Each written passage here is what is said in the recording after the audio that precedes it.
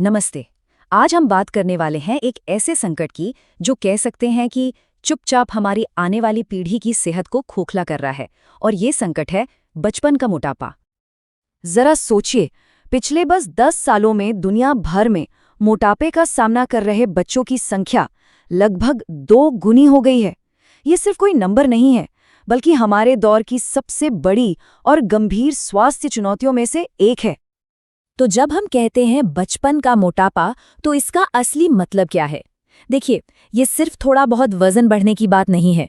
इसका मतलब है शरीर में इतनी ज्यादा चर्बी का जमा हो जाना कि वो बच्चे की सेहत के लिए एक सीधा खतरा बन जाए। तो चलिए, सबसे पहले ये समझते हैं कि ये समस्या आखिर कितनी बड़ी है। और देखिए, ये किसी एक देश की कहानी नहीं है। ये एक ग्लोबल क्राइसिस है, एक वैश्विक संकट है जो डेवलप्ड और डेवलपिंग, मतलब विकसित और विकासशील, दोनों तरह के देशों पर सेहत और पैसे दोनों का जबरदस्त बोझ डाल रहा है। अब यहाँ एक बहुत ही चौंकाने वाली बात सामने आती है, खासकर भारत के संदर्भ में। एक ही देश के अंदर जमीन आसमान का फर्क है। एक तरफ दिल्ली के जो अमीर, मतलब अपर सोशियो इकोनॉमिक स्टेटस वाले इलाके हैं, वहाँ ये दरें बहुत ज़्यादा हैं, और दूसरी तरफ केरल या नागालैंड जैसे राज्यों में ये काफ़ी कम है। इससे एक बात बिल्कुल साफ हो जाती है कि किसी का रहन सहन, उसका सामाजिक आर्थिक स्तर और वो कहाँ रहता है, ये बातें कितनी बड़ी भूमिका निभाती हैं। लेकिन ये जो आंकड़े हम देख रहे हैं, ये सिर्फ नंबर्स नहीं हैं। इन नंबर्स के पीछे छिपा है एक गहरा बोझ जो हर बच्चे के शरीर और मन पर पड़ता है। चलिए जरा और गहराई से देखते हैं कि इसका असर आखिर कितना बड़ा और फैला हुआ है।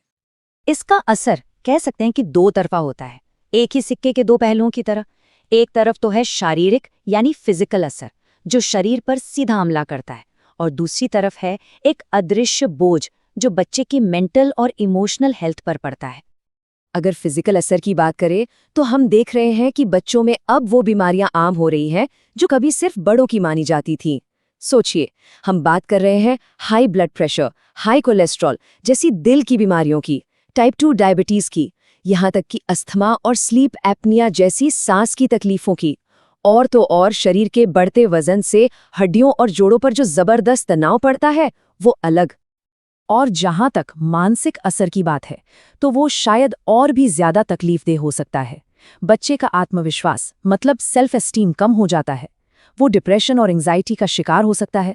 समाज में उसे चिढ़ाया जाता है, उसके साथ भेदभाव होता है, और ये जो एक कलंक या स्टिग्मा लग जाता है, वो अक्सर बच्चे को सबसे दूर, बिल्कुल अकेला कर देता है। तो सवाल उठता है कि आखिर हम इस स्थिति तक पहुंचे कैसे? देखिए, इसकी कोई एक वजह नहीं है।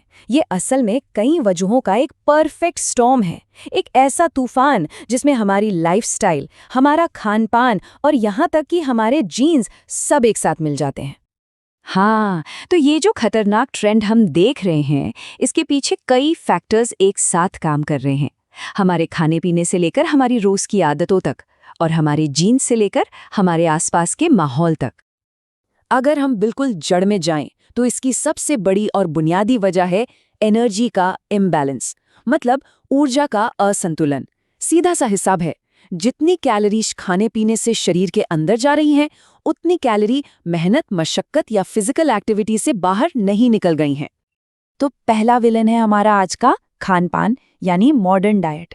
एक तरफ हाई कैलोरी वाले फास्ट फूड और मीठे ड्रिंक्स हैं जो हर जगह आसानी से मिल जाते हैं, और दूसरी तरफ फल और सब्जियां हैं जो धीरे धीरे प्लेटों से गायब हो रही हैं। और इस आग में घी डालने का काम करते हैं टीवी एड्स, जो बच्चों को लगातार इन्हीं अनहेल्दी चीज़ों के लिए ललचाते हैं। अब खाने पीने की आदतों के साथ जुड़ जाती है हमारी बदली हुई जीवन शैली, जो बहुत ज़्यादा सेडेंट्री हो गई है, मतलब बैठे बैठे रहने वाली।